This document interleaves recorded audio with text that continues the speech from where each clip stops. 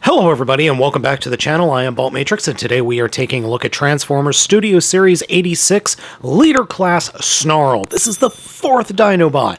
Only Swoop remains. I picked this figure up over at thecommandstore.com. That's cmdstore.com. This figure, I've been looking forward to this one because it's so good looking. I'm going to stay right off the bat. This is my favorite of the bots in robot mode. The only negative thing that I can, or really negative thing that I can come up with for this guy is the gigantic holes the dude has in his calves. Like, seriously. Come on, Hasbro. Starting from the bottom up, it just looks so good. Everything on this figure looks good. All the colors pop. Everything looks so good.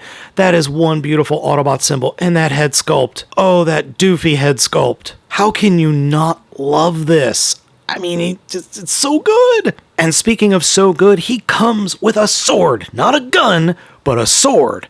That doubles as a gun in the show. Look at the molding on this thing. It is a thing of beauty. And it's also gigantic. Though, I mean, it scales to him, but it's just so big and so beefy. It is cast in the same yellow plastic that the dinosaur legs and his feet are cast in, and then obviously painted silver.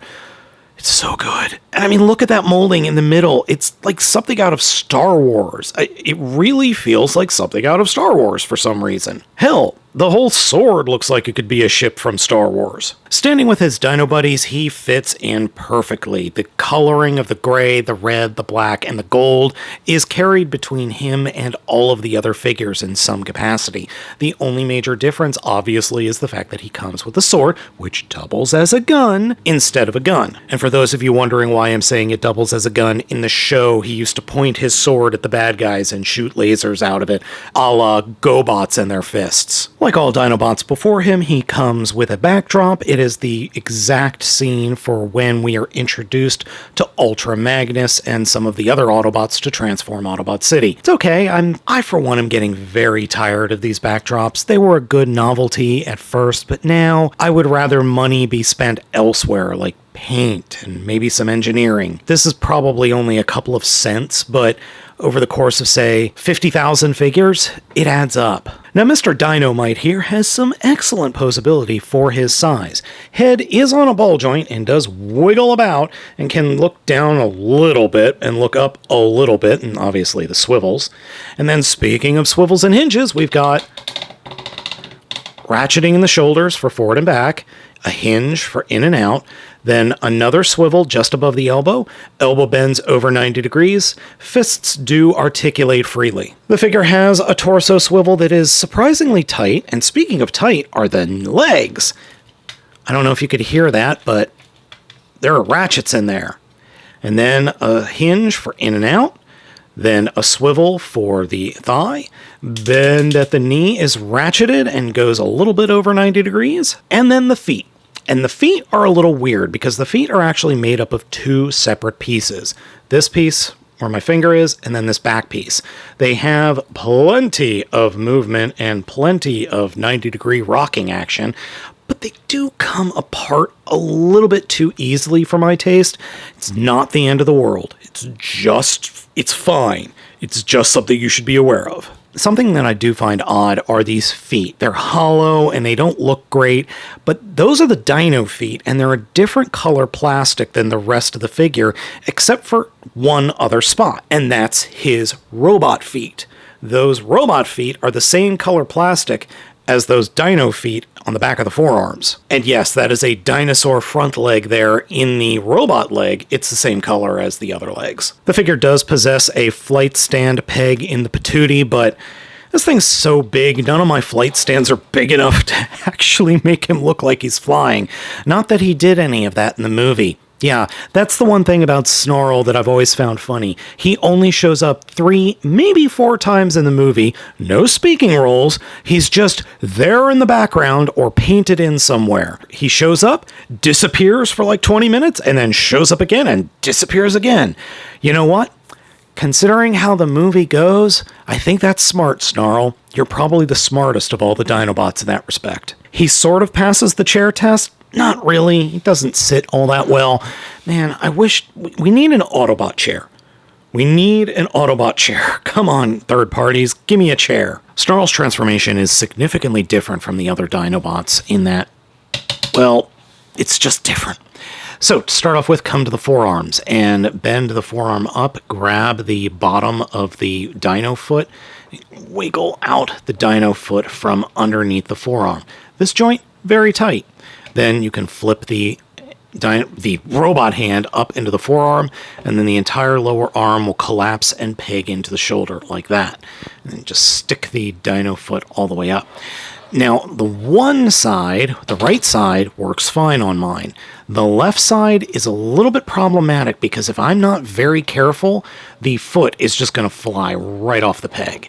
And I don't know how to fix that, or if it even needs fixed. Maybe I'm just being too harsh on the figure. Come to the backpack, unpeg the spines, and flip them all the way up. And then grab the rear tail, shoulder tails, and fold them in and snap them together. Take the robot head, push it down into the body, grab the entire torso and pull it up away from the body like that. Then drop the entire section down like that. Leave it there loosely because you're going to want to reach underneath and unpeg the bottom of the chest and flip it up so that a cavity is created. Take the entire torso section, turn it around 180 degrees. Now, come down to the feet. Take the toes, fold them down, come to the inside of the back of the leg and fold out the entire back and butterfly them open like that. Take the dino legs, fold them up 90 degrees, and then flip them all the way around and peg them into place on the outside of the robot leg, like that. And now come together and snap the legs together. Bend the figure at the knees, almost all the way in, and just kind of stop there. Come to the front of the shins and unpeg the front and lift them up, and there's the dino head. It's very hard to get the dino head out unless you do the transformation. So bring that all the way down, like so, because once you have the legs in, that pushes the dino head out. And then you could flip the dino head down. Next, come and close up these panels. And the way to do that is I like to do it one at a time and just make sure that it closes and snaps into that little peg hole behind the dino head. If you don't, everything looks weird.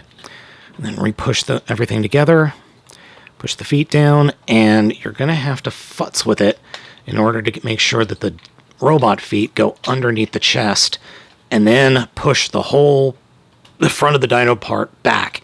And now we can come in and push down the rear spines and make sure they peg into place. Come underneath and close up the feet. Make sure they're pegged together. Come to the front. Make sure that the dino heads are pegged together. Fold down the dino front legs like that. And then fold down the dino rear legs and make sure that the toes are pointing in the right direction. Like that. And stand the figure up on your table, and we're done. I think my friend Grimlockamus best described this dinosaur mode as a grumpy little potato. He's 100% correct. This is a spiky, grumpy little potato. And I love it. I absolutely love it.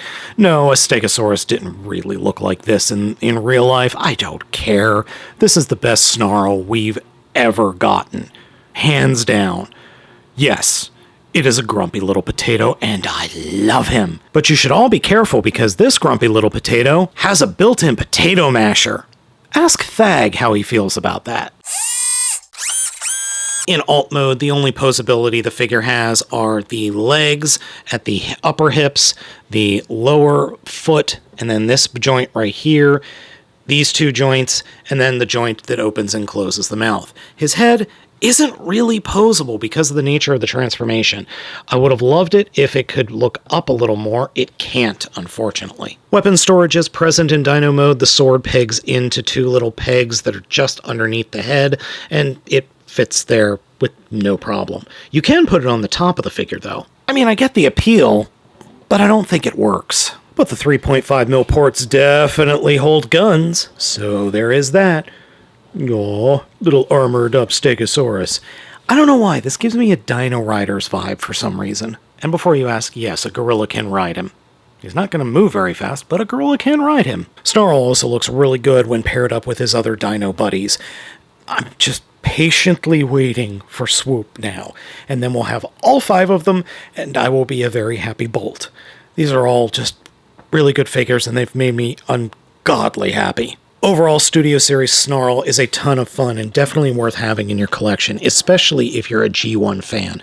If you're not a G1 fan and you just like giant dinosaur robots, this is also worth picking up. I love it.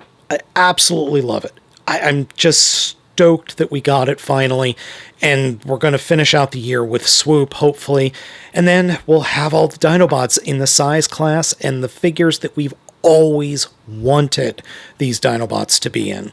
So folks, let me know what you think of the dinosaurs down in the comments. Thank you so much for watching. I have been Baltmatrix, and I'll catch you all next time.